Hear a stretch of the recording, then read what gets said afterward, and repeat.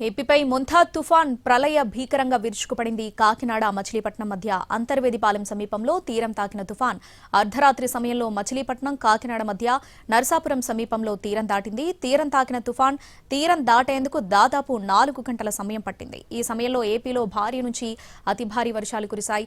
ఆకాశానికి చిల్లు పడిందా అన్నట్టు కుంభవృష్టి కురిసింది. గంటకు 90 నుంచి 110 కిలోమీటర్ల ప్రచండ వేగంతో గాలులు, అదే సమయంలో దంచుకొట్టిన వర్షాలు వెరసి ఏపీలో తీర ప్రాంతం చిగురుటాకులా వణికిపోయింది. గోదావరి జిల్లాలు, కోస్తా జిల్లాల్లో తుఫాన్ ప్రభావం చాలా అధికంగా ఉంది. తీరం దాటిన సమయంలో ఏకంగా 90 నుంచి 110 కిలోమీటర్ల వేగంతో గాలులు వీయడంతో విద్యుత్ వ్యవస్థ కకావికలమైంది. పెద్ద సంఖ్యలో కరెంటు స్తంభాలు విరిగిపడ్డాయి. పలు చోట్ల చెట్లు నేలకూలాయి. ముఖ్యంగా రోడ్లపై భారీ వృక్షాలు విరిగిపడడంతో చాలా చోట్ల ట్రాఫిక్ నిలిచిపోయింది. ఇక తీరం దాటిన మొంతా తుఫాన్ వచ్చే 6 గంటల్లో తుఫాన్గా బలహీనపడనుంది.